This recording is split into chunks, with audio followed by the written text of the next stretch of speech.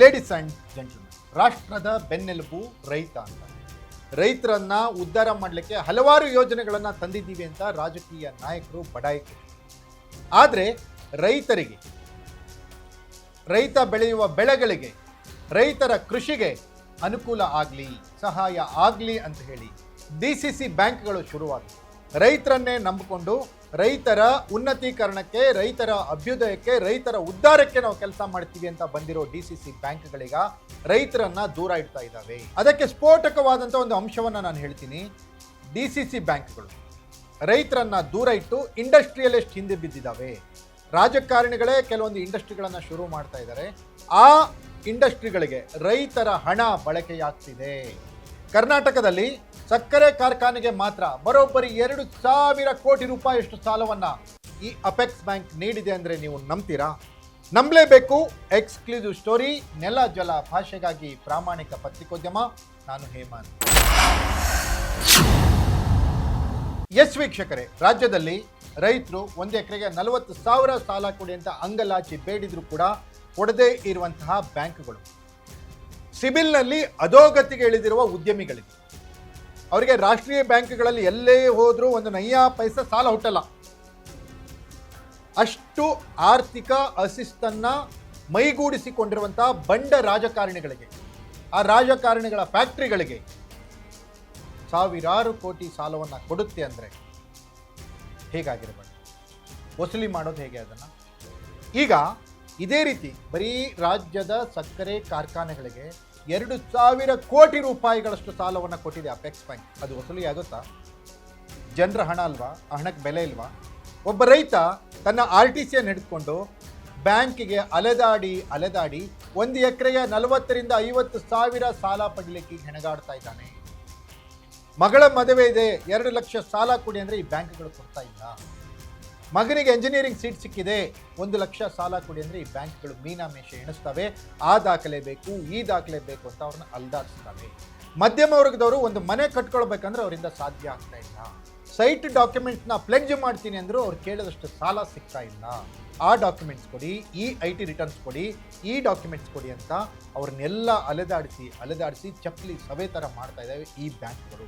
ಆದರೆ ಇದೇ ಬ್ಯಾಂಕ್ಗಳು ದುಷ್ಟ, ಭ್ರಷ್ಟ, ಭಂಡ ರಾಜಕಾರಣಿಗಳಿಗೆ ರೆಡ್ ಕಾರ್ಪೆಟ್ ಹಾಕಿ ಜನರ ದುಡ್ಡನ್ನು, ಸಾವಿರಾರು ಕೋಟಿ ರೂಪಾಯಿಗಳನ್ನು ಸಾಲವನ್ನು ಕೊಡ್ತಾ ಇದ್ದಾವೆ. ಎಸ್ ವೀಕ್ಷಕರೇ, ಕರ್ನಾಟಕದ ಶುಗರ್ ಫ್ಯಾಕ್ಟ್ರಿಗಳಿಗೆ 2,000 ಕೋಟಿ ರೂಪಾಯಿಯಷ್ಟು ಸಾಲವನ್ನು ಈ ಅಪೆಕ್ಸ್ ಬ್ಯಾಂಕ್ ನೀಡಿದೆ. ಹುಬ್ಬೇರಿಸಬೇಡಿ, ನಿಜವಾದ ಸುದ್ದಿ. ಈ ಒಂದು ಪ್ರಕ್ರಿಯೆ ಹಿಂದೆ ಅವ್ಯವಹಾರ ನಡೆದಿದೆಯಾ ಅಂತ ಹೇಳಿ ಲೋಕಾಯುಕ್ತಕ್ಕೆ ಕಂಪ್ಲೇಂಟ್ ಕೊಡಬೇಕು ಅಂದರೆ ಪರ್ಮಿಷನ್ ಕೊಡ್ತಾ ಇಲ್ಲ ಅಂತ ಅವ್ರ ವಿರುದ್ಧ ತನಿಖೆ ನಡೆಸಬೇಕು. ಇದು ಮಾನ್ಯ ಘನ ಸರ್ಕಾರದ ಸದ್ಯದ ಆಡಳಿತ ಶೈಲಿ. ಅಧಿಕಾರ ನಡೆಸ್ತಾ ಇರೋರ ಕೈಯಲ್ಲಿ ಅಧಿಕಾರ ಸಿಕ್ಕರೆ ಯಾವ ರೀತಿ ಹಿಟ್ಲರ್ ಆದೇಶವನ್ನು, ಹಿಟ್ಲರ್ ಆಡಳಿತವನ್ನು ನಡೆಸ್ತಾರೆ ಅನ್ನೋದಕ್ಕೆ ಇದೊಂದು ಜ್ವಲಂತ ಉದಾಹರಣೆ.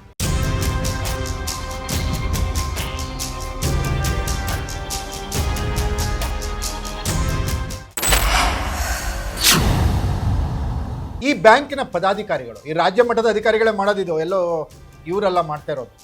ಯಾವುದೋ ಬ್ರಾಂಚ್ ಮ್ಯಾನೇಜರ್ಗಳು ಇವ್ರು ಮಾಡೋದಲ್ಲ, ಈ ರಾಜ್ಯ ಮಟ್ಟದಲ್ಲಿ ಇರೋರೆ. ಇವ್ರ ಕಣ್ಣಿದ್ದು ಕುರುಡ್ರು, ಕಿವಿಗೆ ಹತ್ತಿಯನ್ನೇನೋ ತುಂಬಿಕೊಂಡಿದ್ದಾರೆ ಅನ್ಸುತ್ತೆ. 2,000 ಕೋಟಿ ರೂಪಾಯಿ ಬಡವರು, ಮಧ್ಯಮ ವರ್ಗದವರು, ರೈತರು FD ಇಟ್ಟಿರುವಂಥ ದುಡ್ಡನ್ನು, ಡೆಪಾಸಿಟ್ ಇರುವಂಥ ದುಡ್ಡನ್ನು, ವಿವಿಧ ಅಭಿವೃದ್ಧಿ ಯೋಜನೆಗಳಿಗಾಗಿ ಸರ್ಕಾರದಿಂದ ಬಂದಂಥ ದುಡ್ಡನ್ನು ಇವರು ಶುಗರ್ ಫ್ಯಾಕ್ಟ್ರಿ ಮಾಲೀಕರಿಗೆ ಮಾತ್ರ ಕೊಡ್ತಾರೆ ಅಂತ ಯಾವ ರೀತಿ ಇವರು ಬ್ಯಾಂಕನ್ನು ನಡೆಸ್ಕೊಂಡು ಹೋಗ್ತಾರೆ? ಬ್ಯಾಂಕ್ ಎಷ್ಟು ಸುಭದ್ರವಾಗಿದೆ, ಎಷ್ಟು ಸುಸ್ಥಿತಿಯಲ್ಲಿದೆ, ಎಷ್ಟು ಸುಸೂತ್ರವಾಗಿ ಬ್ಯಾಂಕ್ನ ವ್ಯವಹಾರಗಳು ನಡೀತಾ ಇದ್ದಾವೆ ಅನ್ನೋದನ್ನು ಲೆಕ್ಕ. 2,000 ಕೋಟಿ ಸಣ್ಣ ಮೊತ್ತ, ಇದನ್ನು ವಾಪಸ್ ಮಾಡೋದಂಗೆ. ಎಷ್ಟೋ ಫ್ಯಾಕ್ಟ್ರಿಗಳ ಮಾಲೀಕರು 15-20 ವರ್ಷಗಳಿಂದ ಹಿಂದೆ ಪಡೆದಿರೋ ಸಾಲವನ್ನು ಇವತ್ತು ನಯಾ ಪೈಸೆ ವಾಪಸ್ ಕೊಟ್ಟಿದ್ದಾರೆ. ವಸೂಲು ಮಾಡೋಕ್ಕೆ ಇವರಿಗೆ ಆಗಿಲ್ಲ, ಆ ತಾಕತ್ತು ಈ ಬ್ಯಾಂಕ್ನವ್ರಿಗೆ ಇಲ್ಲ. ಆದರೆ ಕೊಡುವಾಗ ಮಾತ್ರ ಕೊಡುಗೈದಾನಿಯಾಗಿ ಯಾರ್ದೋ ಹಣವನ್ನು ಕೊಟ್ಟು ತನ್ನ ದೊಡ್ಡತನವನ್ನು ಮೆರಿತಾ ಇರುವಂಥ ಬ್ಯಾಂಕ್ಗಳು ವಾಪಸ್ 5%, 6%, 10%ವರೆಗೂ ಇವರಿಗೆ ಕಮಿಷನ್ ಬರುತ್ತಂತೆ. ಕಿಕ್ ಬ್ಯಾಕ್ 3%ನಿಂದ 10%ವರೆಗೂ ಕಮಿಷನ್ ಬರುತ್ತೆ ಅನ್ನೋದು ಮಾತುಗಳು. ಇವರ ಲಾಭಕ್ಕಾಗಿ ಬ್ಯಾಂಕನ್ನು ದಿವಾಳಿ ಎಬ್ಬಿಸಿ ಆರ್ಥಿಕ ಅಸಮತೋಲನಕ್ಕೆ ಬೇಕಾಗಿರೋ ರೈತರಿಗೆ ಸಾಲ ಸಿಗ್ತಾ ಇಲ್ಲ. ಇಂಥ ಕೆಲಸಗಳಿಗೆ ಈ ಬ್ಯಾಂಕ್ನವ್ರು ಕಾರಣ ಆಗ್ತಾ ಇದ್ದಾರೆ. ಈ ಅಪೆಕ್ಸ್ ಬ್ಯಾಂಕ್ ನಿಜವಾಗಿಯೂ ಜನರಿಗಾಗಿ ಏನಾದರೂ ಕೆಲಸ ಮಾಡ್ತಿದೆಯಾ? ಅಪೆಕ್ಸ್ ಬ್ಯಾಂಕ್ ನಿಜವಾಗಿಯೂ ರೈತರಿಗಾಗಿ ಏನಾದರೂ ಕೆಲಸ ಮಾಡ್ತಿದೆಯಾ? ಇಂಥ ಅಪೆಕ್ಸ್ ಬ್ಯಾಂಕ್ ಅವಶ್ಯಕತೆ ಇದೆಯಾ ನಮ್ಮ ರಾಜ್ಯಕ್ಕೆ? ಈ ಅಪೆಕ್ಸ್ ಬ್ಯಾಂಕ್ನ ಅವ್ಯವಹಾರಗಳು ತನಿಖೆ ವ್ಯಾಪ್ತಿಗೆ ಒಳಪಡಲ್ವಾ? ಯಾರು ಪರಿಶೀಲನೆ ಮಾಡಬೇಕು? ಯಾರು ವಿಚಾರಣೆ ನಡೆಸಬೇಕು? ಯಾರು ಇದ್ರ ಬಗ್ಗೆ ಕ್ರಮ ಕೈಗೊಳ್ಳಬೇಕು? ಇದಾಗಿತ್ತು ಎಕ್ಸ್ಕ್ಲೂಸಿವ್ ಸ್ಟೋರಿ. ನೆಲ ಜಲ ಭಾಷೆಗಾಗಿ ನೋಡ್ತಾ ಇರಿ ಫೋಕಸ್ ಟಿವಿ.